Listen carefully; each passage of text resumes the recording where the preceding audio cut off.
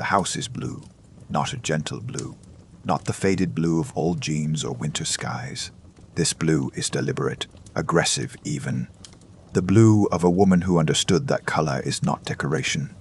It is a declaration. Inside the Casa Azul in Coyoacán, a woman lies in a bed she has not left in weeks. Her name is Frida Kahlo, and in July of 1954, she is 47 years old. Though she would tell you she is 44, she has lied about this for decades, moved the year of her birth from 1907 to 1910 to make herself a daughter of the Mexican Revolution, rather than a daughter of the old regime. That lie is important. We will come back to it. But here is the question that matters more than any date. Frida Kahlo produced fewer than 200 paintings in her entire life. Many she gave away. Most were small, some barely larger than a sheet of paper. She never ran a major studio. She never trained apprentices. And yet, her face is now printed on more commercial products than any other artist in history. More than Picasso, more than Warhol, more than anyone. A woman who spent most of her working life painting pictures smaller than a dinner plate somehow became the most reproduced visual identity of the 20th century. How? That is not a simple question. And the answer, which we will reach eventually, has less to do with art than you might expect. It has to do with pain, with politics, with a carefully constructed mythology, and with a lie about a birthday. Before we settle in, if you enjoy what we do here, a like or subscribe helps us keep making these long, quiet histories for you. And if you have a side of Frida's story that you think gets overlooked, I would genuinely love to hear it in the comments. Now, dim the lights, and let us go back, not to Frida herself, not yet, but to the country that made her. Chapter 2. The country that made her. Mexico at the turn of the 20th century is a country dressed in borrowed clothes. For over 30 years, a single man, Porfirio Diaz, has ruled with a grip that tightens a little more each decade. He came to power promising democracy. He stayed by making sure no one could challenge him. His Mexico City is a showpiece, broad boulevards modeled on Paris, opera houses stocked with Italian tenors, French cuisine in restaurants where the wealthy pretend they are not living on a volcanic plateau 7,000 feet above the sea, but outside the capital in the countryside where most Mexicans actually live. The picture is different. The hacienda system, vast estates owned by a tiny elite, keeps millions of indigenous and mestizo workers in conditions that look, if you squint, not so different from the feudalism Europe abandoned centuries ago. Land has been stolen. Villages have been emptied. And the men and women who work the soil own nothing, not the crop, not the plot, not even, in some practical sense, themselves. Into this pressure cooker, in 1910, comes revolution. It begins in the north. Armed men on horseback, villagers who have decided that the ballot box is a fiction, and the rifle is the only language Diaz understands. Within months, the uprising spreads. Within a year, Diaz is gone, exiled to Paris, where he will live out his remaining days in comfort, while the country he controlled tears itself apart. The Mexican Revolution is not a clean story. It never is with revolutions. What begins as a unified demand for democracy fractures almost immediately into competing factions. Landless peasants fighting for soil, liberal intellectuals fighting for constitutional reform, regional warlords fighting for power, and everyone fighting everyone else. Over the next decade, somewhere between 1 and 2 million people will lose their lives. Mexico's population at the time is roughly 15 million. That means something like 1 in every 10 or 15 human beings in the country will not survive the decade. And it is into this chaos, into this decade of transformation and destruction and reinvention, that Frida Kahlo is born. Or rather, it is into the last years of the old world that she is born. In 1907, in a blue house in Coyoacán, a quiet village at the southern edge of Mexico City, her father Guillermo Kahlo is a German immigrant, born Wilhelm, who came to Mexico in his late teens, reinvented himself, and became one of the country's most respected architectural photographers. Her mother, Matilda Calderon, is of mixed indigenous and Spanish descent, deeply Catholic, and by most accounts a woman of formidable will and limited warmth. Guillermo is an interesting figure. He suffers from epilepsy, which in early 20th century Mexico carries a heavy stigma. He manages it quietly. He carries his camera to the grand buildings of the Porfiriato, the National Theater, the churches, the government palaces, and photographs them with a precision that borders on obsession. He teaches his daughter something that will shape her entire life: how to look, how to see the structure beneath the surface, how to use a frame to control what the viewer notices and what they miss. Frida, the third of 4 daughters, contracts polio at the age of 6. It withers her right leg, leaving it thinner and shorter than the left. She will spend the rest of her life hiding it beneath long skirts. But the polio does something else too. It teaches her, very young, that the body is not reliable, that it can betray you, that pain is not an event. It is a landscape you learn to live inside. She responds to this the way she will respond to everything for the rest of her life, with ferocious defiance. She swims. She rides a bicycle. She boxes. Her father encourages every bit of it. He calls her my most intelligent daughter, which is both a compliment and, one suspects, an honest assessment. She is sharp, funny, profane, restless, and intensely alive in a way that makes the people around her either adore her or find her exhausting. In 1922, at the age of 15, she is admitted to the Escuela Nacional Preparatoria, the National Preparatory School, which is the finest academic institution in Mexico and has only recently begun admitting women. Of roughly 2,000 students, 35 are female. Frida is one of them. She does not study art. She studies biology. Her ambition at this point is medicine.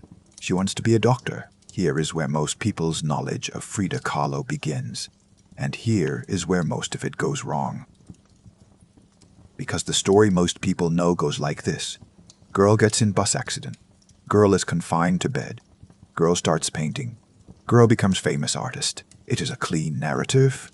It has the structure of a fairy tale, and like most fairy tales, it leaves out almost everything that matters. We will get to the accident.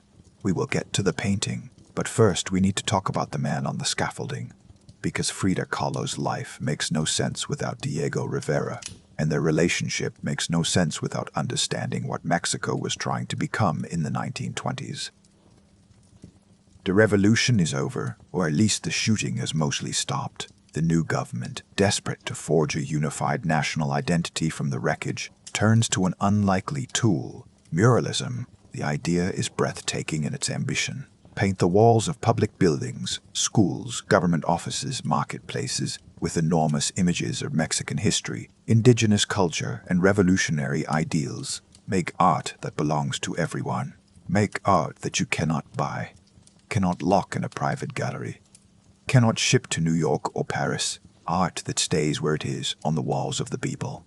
And the man chosen to lead this project, the most prominent, the most controversial, the most physically enormous figure in Mexican art, is Diego Rivera. He is already famous. He has studied in Europe, argued with Picasso, absorbed Cubism, rejected it, and returned to Mexico convinced that the future of art is not in Parisian galleries but on public walls. He is brilliant, manipulative, unfaithful, generous, politically radical, and possessed of an ego that could fill a cathedral. He is also, by the time Frida first sees him painting at her school, already married to someone else. There is a story, possibly apocryphal but too good not to tell, that the teenage Frida, watching Rivera work on his mural at the preparatory school, turned to a friend and said, "My ambition is to have a child by Diego Rivera, and I'm going to tell him so someday." Whether she said it or not, the sentiment captures something true. Frida was drawn to Rivera the way certain people are drawn to storms, not despite the danger, but because of it. We will return to this. It will cost her more than she could have imagined. But first, the accident. Because without the accident, there is no artist. There is only a sharp, funny, limping girl who wanted to be a doctor, and the world would never have heard her name. Chapter 3. The Accident That Built an Artist. September 17th, 1925. A Thursday. Frida is 18 years old. She has just left school and boarded a wooden-bodied bus with her boyfriend, Alejandro Gomez Arias, heading home to Coyoacán. The bus is crowded. It is late afternoon. The air smells of rain that has not yet fallen. What happens next takes less than 3 seconds. An electric trolley car, steel, heavy, relentless, strikes the bus broadside. The wooden frame of the bus shatters. It does not crumple the way a modern vehicle would, absorbing impact. It simply breaks apart. Passengers are thrown. Metal twists. Glass, what little there is, disintegrates. And in the chaos, a steel handrail from the bus breaks free. And it enters Frida Kahlo's body. I will spare you the medical details in full, because they are almost beyond belief. The handrail pierced her abdomen, entering from one side and exiting through her pelvis. Her spinal column was fractured in 3 places. Her collarbone snapped. Her right leg, the one already weakened by polio, shattered in 11 places. Her right foot was crushed. Her pelvis was broken in 3 separate locations. She should have been gone. The doctors at the Red Cross hospital where she was taken apparently did not expect her to survive the night. She survived the night. Then they did not expect her to walk again. She walked again. Then they did not expect the fractures to heal correctly. They did not. Over the next year, Frida will undergo more than 30 surgical operations. She will spend months immobilized in plaster body casts, flat on her back, staring at a ceiling that becomes, by necessity, her entire world. She's 18 years old. She had planned to study medicine. She had planned to have a career, a family, a life of movement and purpose. Instead, she is learning a different curriculum entirely. She is learning what it feels like when the body becomes a prison. And here, in this bed, in this plaster shell, with a mirror mounted on the ceiling above her by her father so she could see her own face, she begins to paint. This is the moment the popular story seizes on, and I understand why. It is irresistible, the broken girl who picks up a brush and transforms her suffering into art. But listen carefully to what she actually said about it years later. She did not describe a calling. She did not describe inspiration. She described boredom. She described a young woman trapped in a body, cast with nothing to do, and a face in the mirror that was, at least, always available as a subject. Her first paintings are not masterpieces. They are the work of a talented amateur with time on her hands and a good eye inherited from a photographer father. They are formal, a little stiff, influenced by the European Renaissance masters she would have seen in her father's art books, but they contain something in the directness of the gaze, in the refusal to soften or idealize, that hints at what is coming. What is coming, though, will not come from the paintbrush alone. It will come from Diego Rivera. And to understand what Rivera meant to Frida Kahlo, what he gave her and what he destroyed in her, we need to understand something about the size of him, not just physically, although he was enormous, over 6 feet tall, nearly 300 pounds, with a face that one art critic described as resembling a cheerful frog.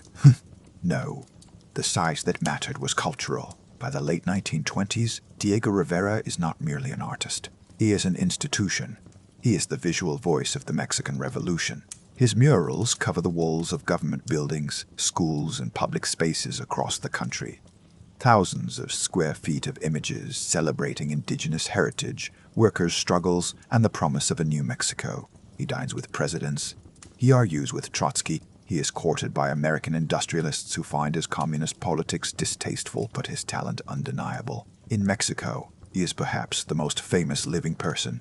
And Frida Kahlo, 21 years old, not yet an artist in any professional sense, walks up to this man, this monument, and asks him to look at her paintings. She does not ask politely. She does not approach through mutual friends or gallery connections. According to Rivera's own account, she simply showed up at a building where he was working on a mural, called up to him on the scaffolding, and told him to come down and look at her work. She wanted an honest opinion. She wanted to know if she had enough talent to make painting worth pursuing. He came down. He looked, and what he saw apparently surprised him. Not the technique. She was still rough, still finding her voice. What surprised him was the honesty, the directness, the way she painted herself without apology, without the flattering softness that female self-portraiture of the era typically demanded. Rivera later wrote that Frida's paintings showed an unusual energy of expression, and a fundamental observation of character. He told her to keep painting. He also, almost immediately, began showing up at the Casa Azul to visit her. They married in August of 1929. She was 22. He was 42. Her mother reportedly called it the marriage between an elephant and a dove. Her father, Guillermo, ever the pragmatist, apparently told Rivera that Frida was a devil. And when Rivera seemed unbothered, Guillermo simply said, "Well, I have warned you." The warnings were well-founded, but perhaps not in the direction everyone expected, because the great wound of Frida Kahlo's marriage, the betrayal that would crack her open and produce her greatest art, would not come from her being too difficult for Diego. It would come from Diego being exactly who everyone already knew he was, but that wound is years away. And to understand its full weight when it arrives, we need to follow Frida and Diego through the strange, dazzling, contradictory years of their early marriage. Years that will take them from Mexico to San Francisco to Detroit to New York and back again, remaking both of them in the process. Chapter 4. The Elephant and the Dove. In 1930, Rivera received commissions to paint murals in San Francisco, and the couple traveled north across the border into a country Frida had never seen. She was not impressed. She found San Francisco cold, the Americans strange, and the food terrible. She found the wealthy patrons who fawned over Rivera to be, in her words, boring beyond endurance. She found the English language irritating and mostly refused to learn it properly, despite being perfectly capable. She wore her traditional Mexican clothing, the long Tijuana skirts, the embroidered blouses, the braided hair threaded with ribbons and flowers, through the streets of San Francisco like armor, like a flag planted in foreign soil. And something unexpected happened. People noticed her, not as Rivera's wife, not only as that, but as a presence in her own right. She was magnetic, sharp-tongued, drank tequila while the Americans sipped cocktails, and told stories in her imperfect English that made people lean closer. She was not performing, or rather, she was performing, but the performance and the person were so tightly woven that it was impossible to find the seam. In 1932, Rivera was commissioned by Edsel Ford, yes, that Ford, to paint a cycle of murals at the Detroit Institute of Arts. The commission was extraordinary. Rivera would cover the walls of an entire courtyard with images celebrating American industry, a communist painting the glory of capitalism. Only Diego Rivera could have made both sides believe they were getting what they wanted. Frida went with him to Detroit. She hated it. The city was gray, flat, and industrial, the opposite of Coyoacán's color and warmth. She was pregnant, and she wanted desperately to have a child. This is a part of the story that the popular image of Frida, the fierce, independent icon, tends to minimize. She wanted to be a mother. The bus accident had so damaged her pelvis that carrying a pregnancy to term was, according to her doctors, medically unlikely. She tried anyway. In Detroit, in July of 1932, she miscarried. The painting she made about it, Henry Ford Hospital, is one of the most remarkable works of the 20th century. It shows Frida lying naked on a hospital bed, weeping, surrounded by floating objects connected to her body by red ribbons that look like veins or umbilical cords, an anatomical model of a pelvis, a snail, an orchid, a medical apparatus. The bed floats over the flat gray landscape of industrial Detroit. It is tiny, barely larger than a sheet of notebook paper. And it is devastating. This is where Frida Kahlo becomes Frida Kahlo. Not the icon, not the face on the tote bag. The artist, because what she does in this painting, and what she will continue to do for the rest of her life, is something almost no one else in the history of Western art had attempted. She paints female pain from the inside, not as allegory, not as mythology, not as a man's idea of what a suffering woman looks like. She paints the actual, specific, medical, emotional, unromanticized experience of what it is to inhabit a body that has been broken and to grieve what that body cannot do.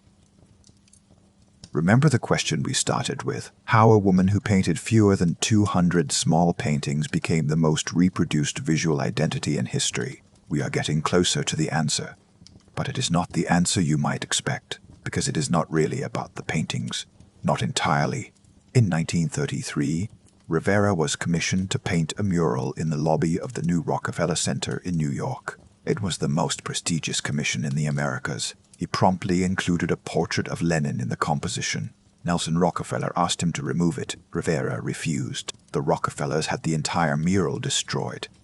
This was, for anyone who had been paying attention, entirely predictable. Rivera had a talent for spectacular self-sabotage that rivaled his talent for painting. But for Frida, the New York period was significant for a different reason. She was beginning to show her work. She was beginning to be seen, not as Mrs. Rivera, not as the colorful wife, but as a painter with something to say that no one else was saying. And the people who noticed first were not the establishment art critics. They were the surrealists. In 1938, Frida had her first solo exhibition in New York at the Julian Levy Gallery on East 57th Street. André Breton, the founder and self-appointed Pope of Surrealism, had written the introduction to her catalogue. He claimed her as a surrealist.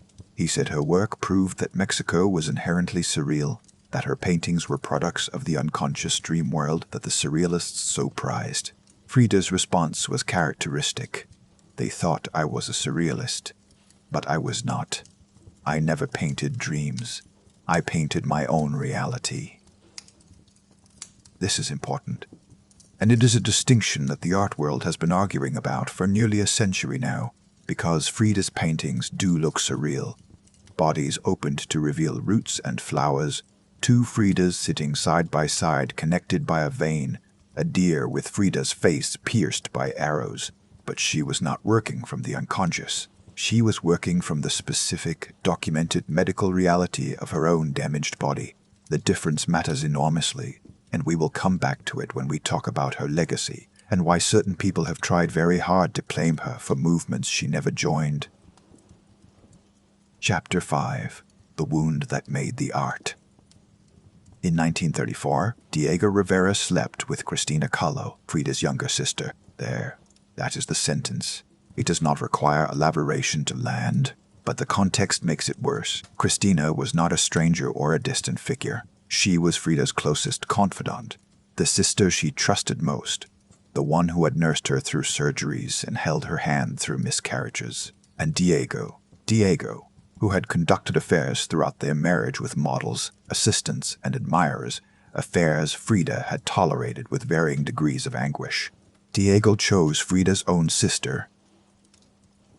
The betrayal broke something in Frida, not her resolve, never her resolve, but the last thread of trust that had allowed her to absorb Diego's infidelities as part of the cost of loving him. She cut her hair.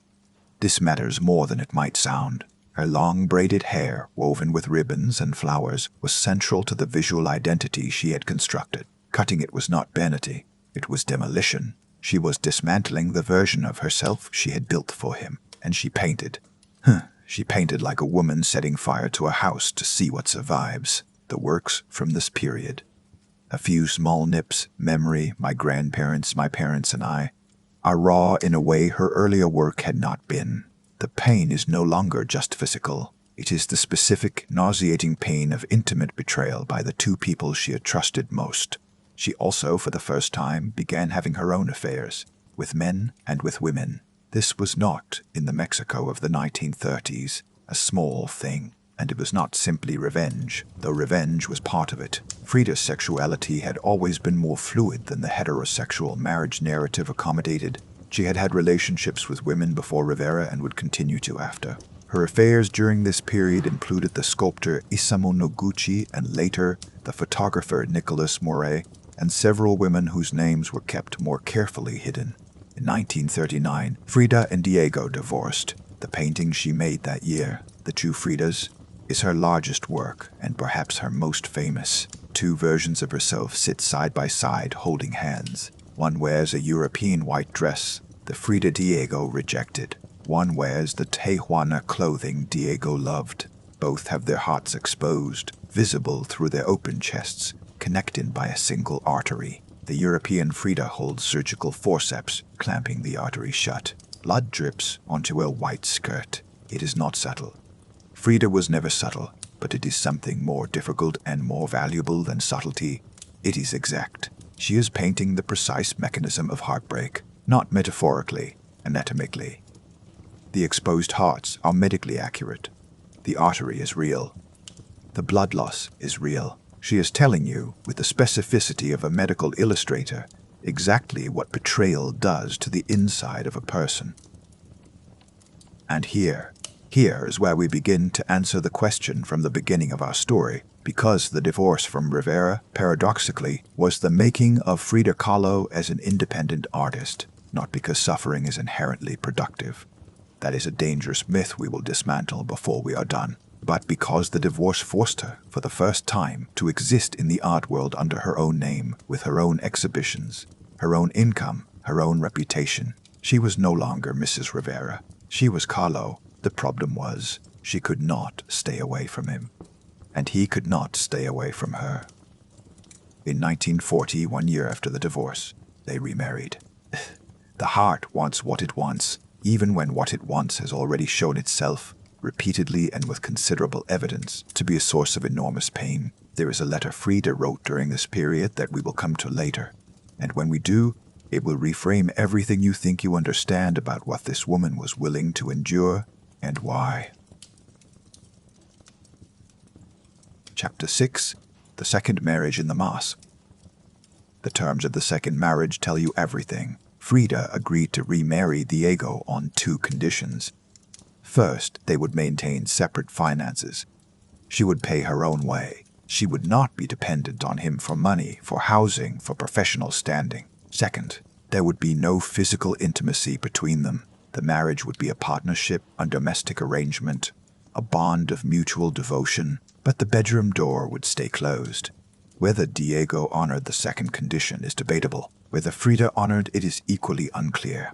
What is certain is that the Casa Azul in the 1940s became a remarkable place, a household that functioned less like a marriage and more like a small, chaotic, deeply creative kingdom. Frida filled the house with animals, spider monkeys named Fulang Chang and Caimito de Guayabal, hairless Zolowitz-Wintley dogs, parrots, a fawn deer named Granizo, and at one point an eagle. The courtyard was a jungle of tropical plants and pre-Columbian sculptures that Rivera collected obsessively. The kitchen produced enormous Mexican meals for a constantly rotating cast of visitors, artists, intellectuals, political exiles, and the occasional bewildered foreign journalist. And Frida painted. This is the period of her greatest productivity, the early to mid-1940s, when she produced many of the works that would later become iconic. Self-portrait with monkey, self-portrait with thorn necklace and hummingbird, the broken column, without hope, roots, painting after painting, almost all of them small, almost all of them self-portraits, and almost all of them depicting her body in states of damage, transformation, or surreal reconfiguration. Why self-portraits? She answered this question directly more than once. I paint myself because I am so often alone, she said, and because I am the subject I know best. But there is more to it than loneliness. There is control in a life where her body has been repeatedly broken, reshaped, immobilized, and operated upon by other people, by doctors, by the mechanics of a bus accident, by the biology of failed pregnancies. Painting herself is an act of reclamation. She decides how the body appears. She decides what is exposed and what is concealed. She decides whether the wound is open or closed. The canvas is the one space where Frida Kahlo has absolute authority over the body of Frida Kahlo. The broken column, painted in 1944, makes this almost unbearably literal. Her torso is cracked open from throat to waist, revealing a crumbling ionic column where her spine should be. Nails are driven into her skin. Tears stream down a face that nevertheless stares directly at the viewer, with something that is not self-pity. It is closer to an accusation. Look at this. This is what it costs. In 1943, Frida was appointed a professor at La Esmeralda, Mexico's School of Painting and Sculpture. It was a position of genuine prestige, one of the few official recognitions her own country offered during her lifetime. She was, by all accounts, an extraordinary teacher. She took her students out of the classroom and into the streets, the markets, the neighborhoods. She told them to paint what they saw, not what they had been taught to admire. when her health deteriorated to the point where she could no longer travel to the school. She simply moved the classes to the Casa Azul. Her most devoted students, who became known as Los Fridos, continued studying with her at home, painting in the courtyard among the monkeys and the dogs and the bougainvillea. There is something wonderful about that image. The art school that became a garden. The professor who taught from her bed when she had to. But we should not romanticize this period too heavily, because behind the vivid social life, behind the animals and the dinner parties and the teaching, Frida's health was collapsing. The spinal fractures from the 1925 accident had never healed properly. Could never have healed properly given the medical knowledge of the era. By the 1940s, the pain was constant. She wore steel and leather corsets to hold her spine in alignment. She drank more than she should have, more than was safe. She took painkillers in quantities that alarmed her doctors, and the doctors she chose were sometimes the ones willing to prescribe what she wanted, rather than what she needed. Between 1940 and 1954, Frida underwent at least 35 operations, possibly more. The exact count is difficult to establish because her medical records are incomplete and she sometimes sought treatment from doctors who kept poor documentation. Bone grafts, spinal fusions, corrective surgeries on her right leg, procedures that were experimental, risky, and in some cases probably unnecessary, performed by doctors who were either genuinely trying to help or, as some biographers have suggested, more interested in the prestige of treating a famous patient than in her actual recovery. There is a detail from this period that has stayed with me. Frida decorated her plaster body casts. When she was immobilized again, always again, she painted on the casts butterflies, flowers, hammers and sickles. A fetus, she turned the instruments of her confinement into art objects, into declarations, into refusals to let the medical apparatus have the last word on what her body meant. And this is the heart of the Frida Kahlo question. This is where the biographical mystery we posed at the beginning comes into focus. Remember, we asked how a woman who produced fewer than 200 paintings, most of them small enough to hold in your lap, became the most reproduced visual identity of the 20th century. More than Picasso, more than Warhol, more than anyone. The answer is not the paintings. Not entirely. The paintings are extraordinary, but art history is full of extraordinary paintings by people whose faces you would not recognize on the street. The answer is the fusion. Frida Kahlo is the first major artist in Western history whose life story and artistic output are truly inseparable, where the biography is not context for the art, but is the art. Every self-portrait is autobiography. Every painting of a broken body is a medical record. Every image of two Fridas or a bleeding heart or a deer pierced by arrows is a diary entry rendered in oil on tin or masonite. You cannot look at the paintings without knowing the life, and you cannot know the life without seeing the paintings. They are the same object viewed from different angles, and this is precisely what made her, decades after her passing, the perfect icon for a world that was learning to value personal narrative, identity, and lived experience as forms of authority. We will get to that transformation. But first, the political Frida, because she was not only an artist and a biographical subject, she was a committed communist, a Mexican nationalist, and a woman who believed, with a fervor that could be inspiring or exhausting depending on your proximity to it, that art without politics was decoration. Chapter 7. The Red Frida. In 1937, a man arrived at the Casa Azul who would complicate everything. Leon Trotsky, exiled from the Soviet Union, hunted by Stalin's agents, denied entry by country after country, was given refuge in Mexico at Rivera's invitation.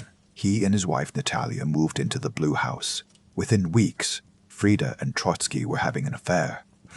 The sheer improbability of this needs a moment to register. Trotsky was 57, a theorist of world revolution, one of the architects of the Soviet state, and a man who lived every day knowing that Stalin wanted him eliminated. Frida was 29, an artist who painted her own broken body, and, at this particular moment, furious with Diego and entirely willing to take a lover who happened to be one of the most famous political fugitives on earth. She reportedly passed him love notes hidden in books she lent him in French, which neither of them spoke perfectly. The affair lasted a few months. It ended, and Trotsky and Natalia moved out of the Casa Azul into a nearby fortified house. 2 years later, in August of 1940, a Stalinist agent named Ramon Mercader drove an ice axe into Trotsky's skull in that same house, less than a mile from where Frida slept. Frida and Diego were both briefly detained and questioned. They were released. The proximity of the event, the violence of it, the chill of knowing that ideological enemies could reach across oceans and into quiet Mexican neighborhoods, settled into the household like a permanent draft under the door. Frida's communism was not decorative. This is worth emphasizing because the contemporary image of Frida, the one on the merchandise, the one in the fashion spreads, tends to strip away her politics the way you might strip wallpaper, leaving only the personal suffering and the visual style. But she was a lifelong member of the Mexican Communist Party. She and Rivera had both joined in the 1920s, been expelled, rejoined, argued, been expelled again, and rejoined again. The party was, for both of them, not simply a political affiliation, but a community, an identity, and a source of meaning that rivaled art itself. In the late 1940s, Frida's paintings became explicitly political in ways they had not been before. She painted portraits of Marx and Stalin. She included hammers and sickles in her compositions. She wrote in her diary, in that sprawling, illustrated stream of consciousness diary that is itself a remarkable work of art, about her commitment to the revolution and her belief that art must serve the people. Some of these late political works are, frankly, not her strongest. The propaganda sits uneasily alongside the raw personal honesty that defined her best paintings. It is as though two different artists are working with the same brush, one who paints from the inside of her own body, and one who paints from the outside of an ideology. But here is where it gets complicated, and where the contemporary reception of Frida Kahlo reveals something about our own era's blind spots. We tend to want our icons clean. We want Frida the feminist, Frida the queer icon, Frida the voice of the marginalized. We are less comfortable with Frida the Stalinist, Frida who painted a portrait of Stalin as a gift, Frida who, in her diary, expressed admiration for a man responsible for the deaths of millions. This is not a contradiction we can resolve easily, and I do not think we should try. Frida Kahlo lived in a century where millions of intelligent, compassionate people supported political movements that perpetrated atrocities. The capacity to hold both genuine concern for the poor and genuine admiration for a tyrant is not unique to Frida. It is one of the defining failures of 20th century intellectual life. Acknowledging this does not diminish her art. It makes her more human, and making her more human rather than more mythical is the more honest project. There is a tease of something ahead that matters here. A painting from the very last weeks of her life that brings the personal and the political together in a way that unsettles critics to this day. We will reach it soon. It is arguably her final statement on whether art or ideology had the last word, but the body has its own schedule, and Frida's body was running out of time. Chapter 8. The Body's Last Word. The body keeps its own accounts, and by 1950, Frida's body was presenting a bill that no amount of will or artistry could negotiate. Her spine was deteriorating. The bone grafts from previous surgeries were failing. An infection had set into the bone of her right leg, the leg that polio had weakened at 6, that the bus had shattered at 18, that had endured more than 30 years of compensating for a spine that could not carry its share of the weight. She spent 9 months in the hospital in 1950 and 1951, 9 months flat on her back, in traction, in pain, painting when she could, receiving visitors who came away shaken by what they saw. She turned the hospital room into a gallery. Photographs, political images, small paintings, and dried flowers covered every wall. Visitors described it as walking into one of her paintings, a space where the boundaries between the personal and the decorative and the political had been dissolved completely. She held court from her bed, told crude jokes to the nurses, argued about politics with her doctors, and on at least one occasion convinced a visitor to smuggle in a bottle of tequila hidden inside a flower arrangement. But the humor was getting harder to sustain. The pain medications were increasing. Her diary entries from this period are fragmented, repetitive, sometimes incoherent, the handwriting larger and less controlled, the watercolors looser and darker. She wrote about wanting to live. She wrote about wanting the pain to stop. The two desires pulled in opposite directions, and the gap between them was widening. In April of 1953, Frida Kahlo was given her first and only solo exhibition in Mexico. Let that land for a moment. She had shown in New York. She had shown in Paris. She had been collected by European and American museums, but her own country had never given her a solo show. In her own country, she was still, in the estimation of the art establishment, primarily the wife of Diego Rivera. The exhibition was organized by her friend Lola Alvarez Bravo at the Galleria Arte Contemporáneo, and Frida's doctors told her she was too ill to attend. She could not stand. She could not sit upright for extended periods. She could barely manage the journey from Coyoacán to the gallery. She went anyway. Her bed was loaded into an ambulance and driven to the gallery. The bed, her four-poster bed from the Casa Azul, piled with embroidered pillows and Tijuana textiles, was placed in the center of the exhibition among her own paintings. And Frida, arrived by ambulance, was carried into the gallery and placed in the bed. She received her guests lying down in full ceremonial dress, with flowers in her hair and rings on every finger, laughing and drinking and greeting the hundreds of people who came. It was magnificent. It was also, in some sense, her final self-portrait, not painted on canvas but performed in public, the artist in her own bed, surrounded by her own work, receiving the recognition of her own country, in the only posture her body would allow. The boundary between art and life, which had been thin throughout her career, vanished entirely that night. Diego Rivera, who was there, reportedly wept, whether from pride, from grief, or from the terrible knowledge of what was coming. No account specifies, possibly all three at once. 3 months after the exhibition, the doctors amputated her right leg below the knee, the leg she had fought for since childhood. The leg that polio had weakened and the bus had shattered was gone. She wrote in her diary, "Feet, what do I need them for if I have wings to fly?" It is the most quoted line in all of Frida Kahlo's writing. It is almost always presented as triumph, as defiance, as the indomitable spirit rising above physical loss. But read her diary from those weeks. The entries that surround that line are darker than the quotation suggests. There are drawings of disembodied legs. There are pages of scrawled repetition. There is despair. The famous line may be courage, or it may be the kind of thing a person says to keep from going under. The distinction matters, and we do not get to decide which one it was for her.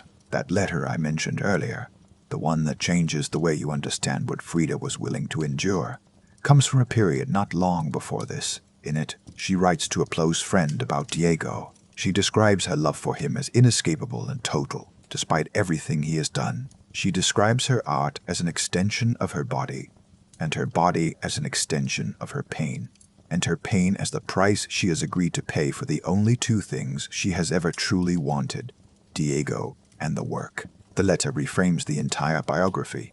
She was not a victim of her circumstances. She was a woman who saw the cost clearly and chose to pay it. You may find that admirable or devastating. Frida would probably have said it was both. Chapter 9.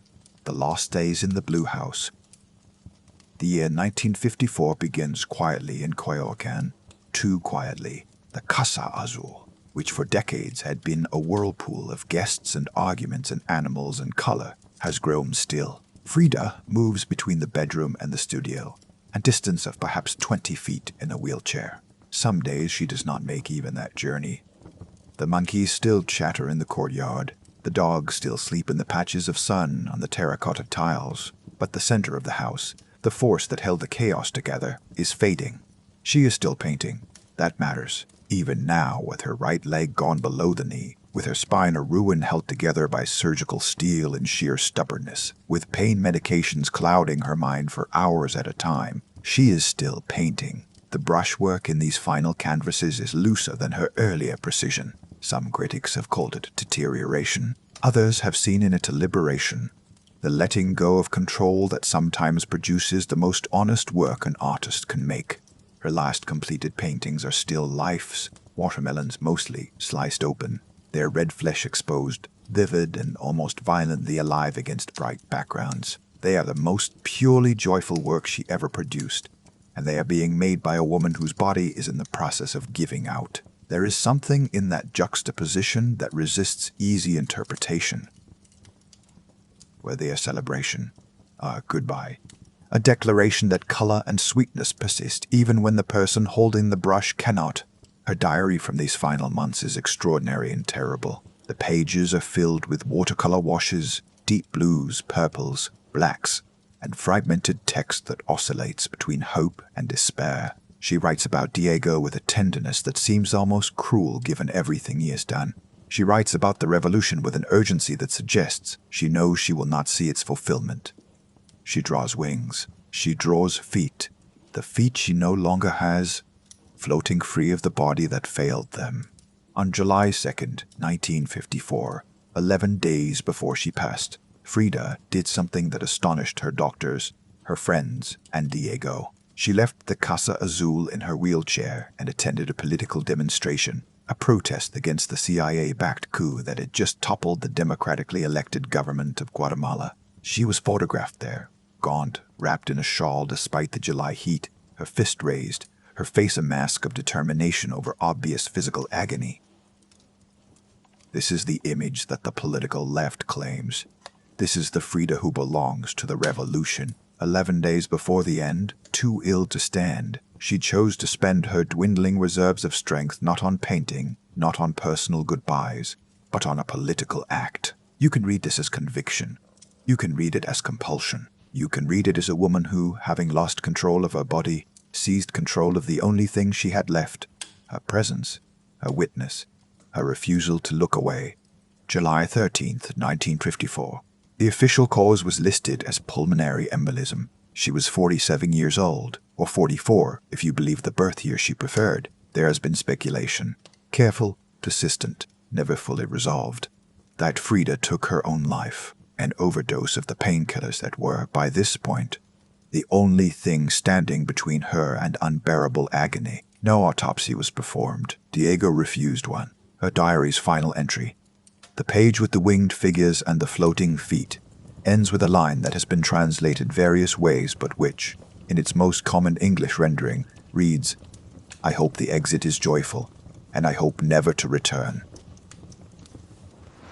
Whether she chose the moment or whether the moment chose her, the ambiguity is perhaps appropriate. Frida Kahlo spent her entire creative life in the space between control and surrender.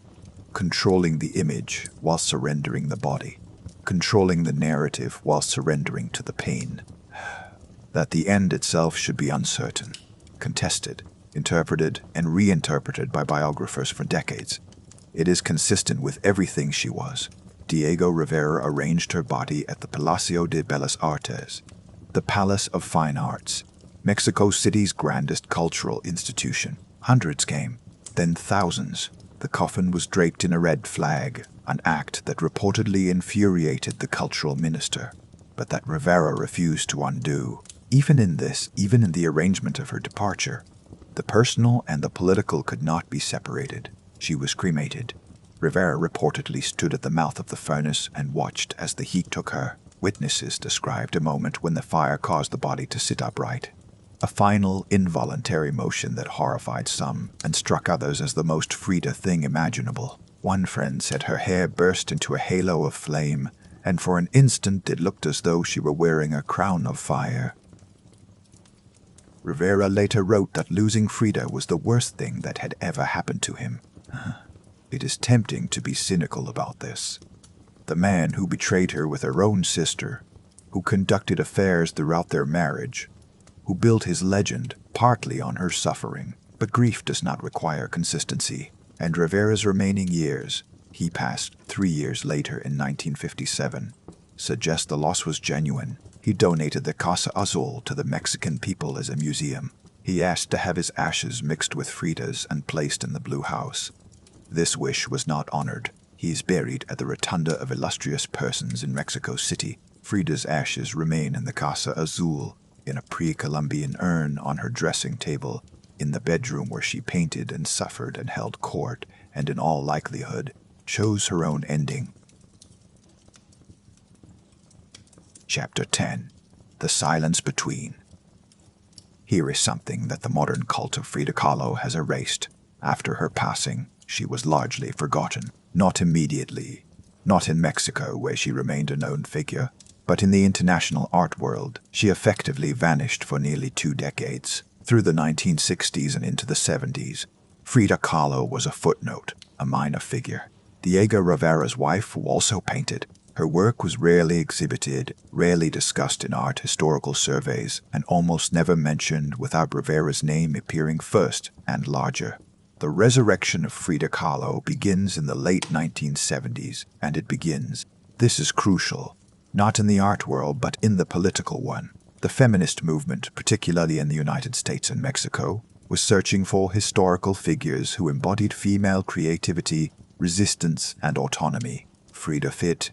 She fit almost too well. A woman who had suffered, who had painted her own suffering, who had refused to be defined by her relationship to a man, who had been bisexual in an era when that was dangerous, who had been politically radical, who had been Mexican and indigenous descended in a white-dominated art world. She was not merely an artist to be admired, she was a cause to be championed.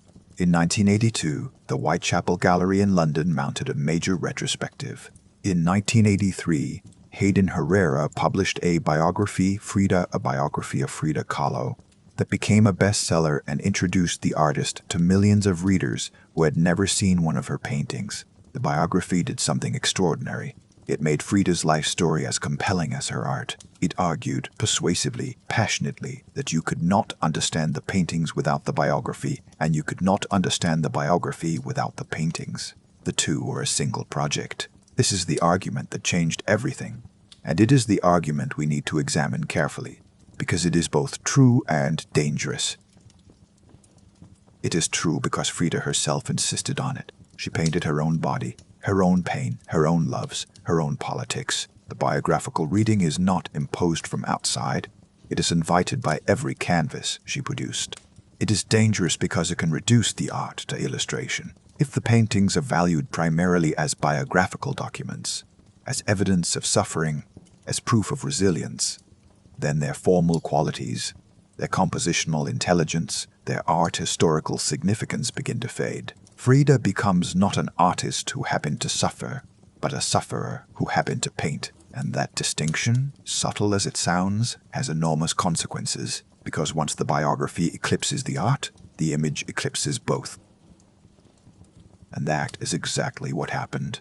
By the 2000s, Frida Kahlo's face had become something no artist's face had ever been before. A global brand. Not a brand in the commercial sense, although the commercial exploitation was staggering. A brand in the semiotic sense. Her face, the unibrow. The flowers, the direct dark gaze became a symbol. It signified. It meant things. Feminism, resilience, Mexican identity, queer identity, artistic authenticity, suffering transformed into beauty. The Frida Kahlo Corporation, established by her family's descendants, licenses her image for hundreds of products. Her face appears on everything from handbags to tequila bottles, and this is the one that tends to make art historians wince. A Barbie doll released in 2018 as part of Mattel's Inspiring Women series. The Barbie had the flowers. It had the Tijuana outfit. It did not have the unibrow. Even in tribute, the market smooths the edges. The Casa Azul is now the most visited museum in Mexico City, more than the National Museum of Anthropology, more than the Palacio de Bellas Artes where Rivera's murals cover the walls, more than any collection in the country. Visitors wait in lines that stretch around the block. They come from every continent.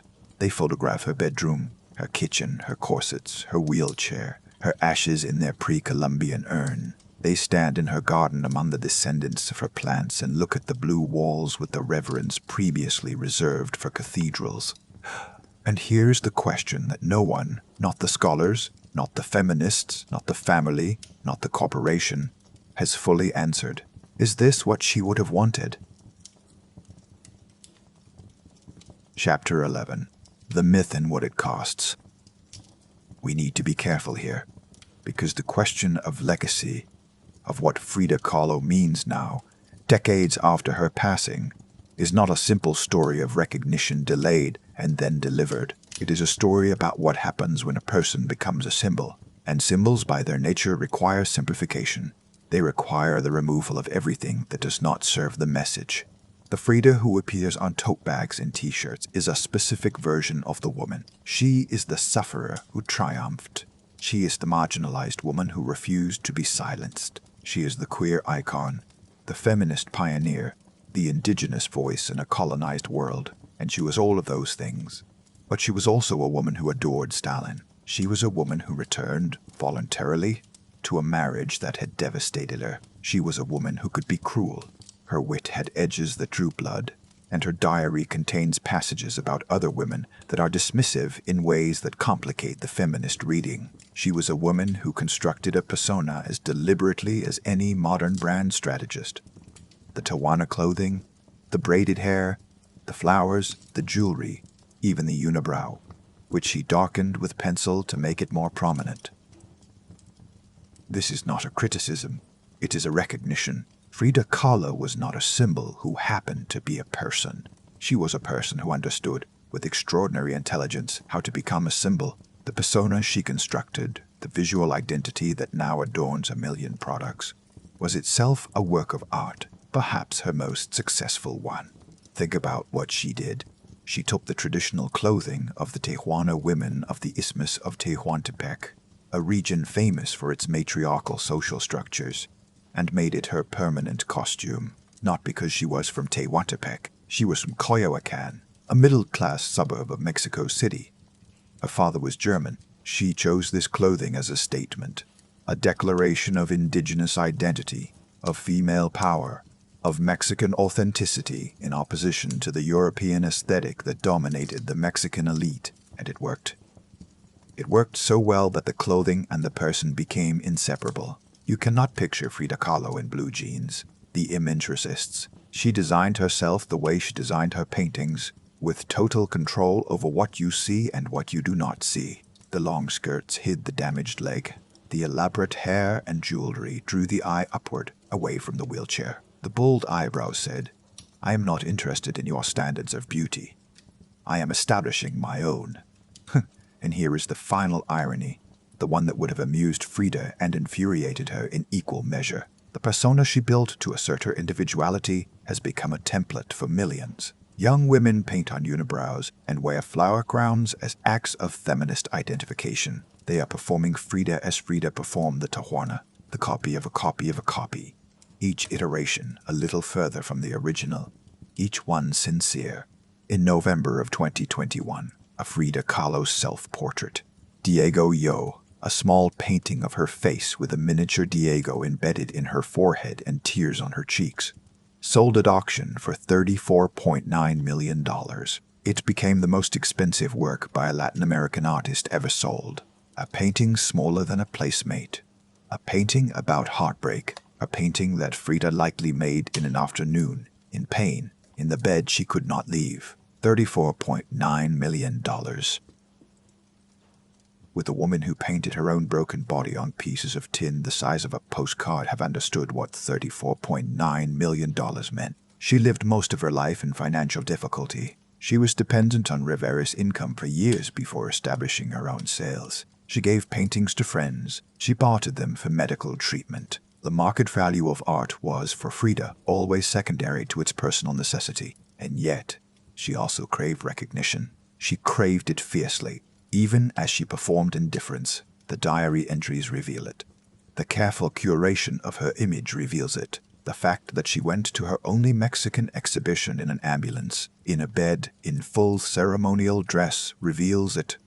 She wanted to be seen. She wanted the world to look at what she had made, at what her body and her brush had produced together, and acknowledge that it mattered.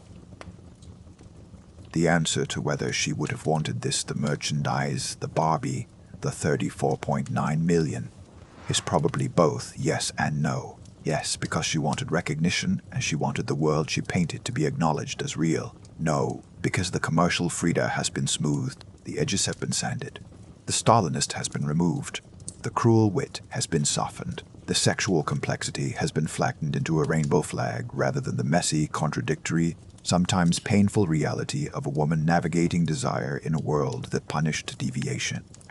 We do this to our icons. We hollow them out and fill them with whatever we need them to mean. And the tragedy, the specifically Frida-esque tragedy, is that this is exactly what she spent her life painting against. She painted the body as it actually was, not as the world wished it to be. She painted the heart as it actually bled, not as romance preferred. And now her face is on a coffee mug with a flower crown. And the coffee mug says nothing about the body or the heart or the cost. But here is what survives the commercialization. Here is what the tote bags cannot contain, the paintings themselves. Small, strange, unflinching, radiating in honesty so specific it becomes universal. You look at the two Fridas and you understand something about heartbreak that no amount of pop psychology could teach you. You look at the broken column and you understand something about chronic pain that no medical textbook conveys. You look at Henry Ford Hospital and you understand something about grief and the female body that centuries of male artists never approached.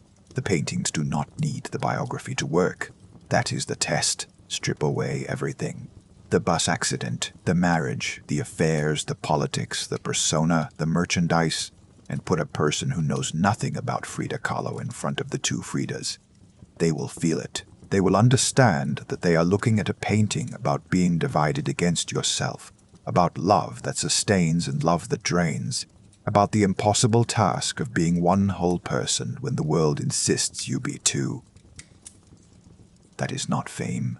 That is not branding. That is art. Chapter 12. Rest now. Frida Kahlo lived 47 years.